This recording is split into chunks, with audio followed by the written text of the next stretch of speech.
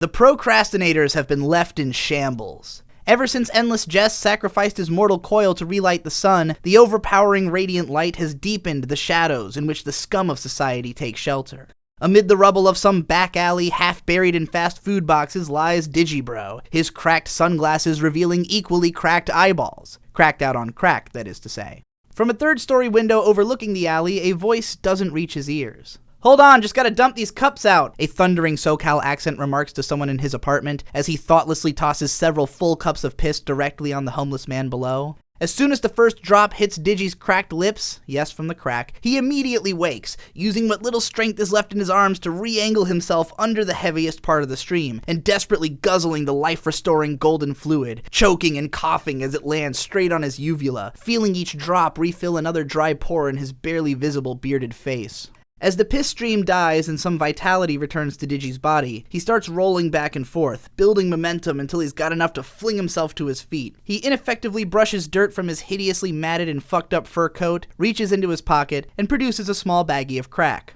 "Gochiso-sama deshita," he weeps under his breath before biting into the breakfast rock. Soon his eyes are full of glittering stars, his mind is racing with ideas, and he's ready to take a huge morning shit behind the dumpster. After unloading, Digi finally makes his way to the edge of the alley just in time to encounter Munchie as he rounds the corner.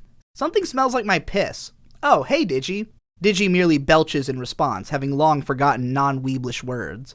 "That's hilarious," Munchie responds with dry sincerity. He's bursting at the seams of a Slimoid t-shirt, his jeans barely hanging on by strings. The straps of his flip-flops broke off some time ago, but the soles were already fused with his feet from constant usage. Munchie had grown significantly wider in the time since RADCON 3. Whereas his compatriots had all turned to fuck in the new America, Munchie's trip to college had allowed him to meet a young Jeff Bezos right when he was about to start Amazon, and buying a third of the company's shares when they were cheap had now made him big enough to swallow a grinder whole. Also, he had a lot of money, so he bought the entire neighborhood and began his project to make the real version of New Los Angeles City, aka Neo Milwaukee. When other members of the PCP asked if he could help them out, he told them he would only do so when they started making decent art again. No one had yet done so.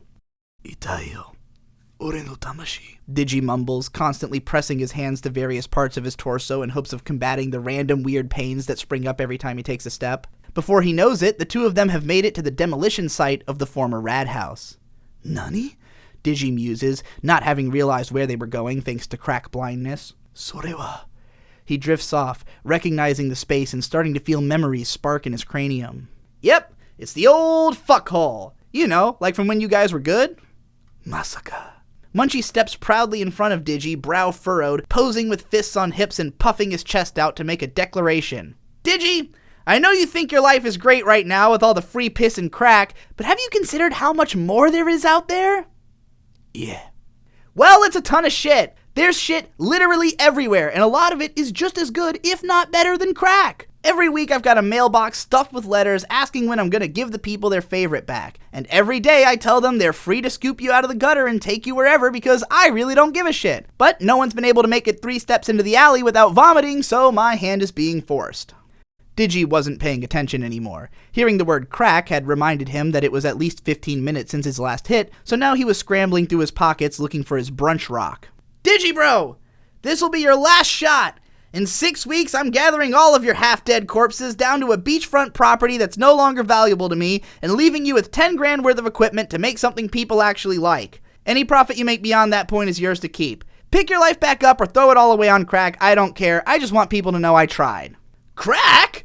And with that, Digibro had joined the party. Now they just had to track down the rest of these assholes and gather them up. But there were some that neither Munchie nor Digi had seen in years. Would they even still be alive? And if so, where could they be? Thank God I put trackers on all of you ages ago. Come on, let's go find those awful brothers. No one's ever asked me to, but it's not a PCP revival without them, so on we go. And with that, the road to RADCON 4 was set upon. "Ah-ha-ha-ha-ha-ha, that sure was a funny story. When do I get to read the rest?" "Well, that'll be about when you pay for it. For just 4 easy installments of $2,000, you collectively can get each subsequent chapter of The Road to RADCON 4. And what's more, if you can get us all the way to the 5th chapter, the final installment at $20,000, we'll make a physical release. That's right, it'll be the first Digibro light novel to actually get a physical release. Well, I'm still working on volume 2 of my other light novel before I want to release that one. In case you don't know about the RADCON, it's the thing that me and all my friends do every few years, usually Kickstarter funded. At this point, RADCON 3 was an extremely successful Kickstarter. All of the stuff got done, and now we're looking to do it even better. We've learned lots of lessons, and it'll be even better for me because it's taking place here in my hometown of Virginia Beach. There's only one problem.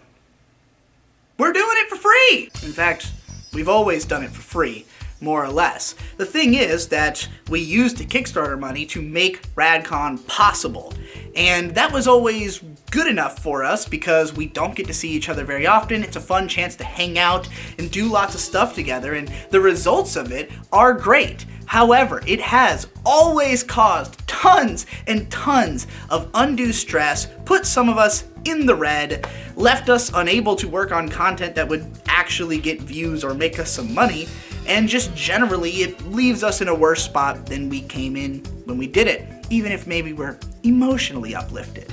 But also dealing with the crippling post-RADCON depression. So I had a crazy thought. What if we actually got paid to do RADCON? Well, we've already funded most of our stretch goals for RADCON 4 within just a couple of days. So I figure if we wanted to each make Virginia's minimum wage of $7.50 an hour for the 9 days of most likely 10 hours of work per day that we're going to do, we would need to make this much money. But what if we actually got paid something closer to what we might be worth? Like $15 an hour. That would mean making this much money. And that's why I agreed that I would write a light novel to help us reach these stretch goals. You just watched Chapter 1. Each subsequent chapter should be longer than the previous one by some degree. And if we hit the ending, then we'll make it a physical book with art by Tom Oliver. Though personally, I'm going to be doing the art for future episodes, unless we hit that 20K. But what happens if we don't hit the magic 20K number? Well, you don't get the end of the story. It will end poorly. There will be no real resolution. You will not get a physical copy. I will wallow in death, as I have in this story, forever. And if we beat that 20K, maybe we'll make up even more stretch goals. The sky's the limit. Just give me money. And of course, look over the Kickstarter to see what already has been accomplished by the money that has been so generously given. Thank you to everybody who's donated already, to everybody who's going to donate after this video, or for whatever other reason. See you at RADCON 4 Paradise this March. Be ready.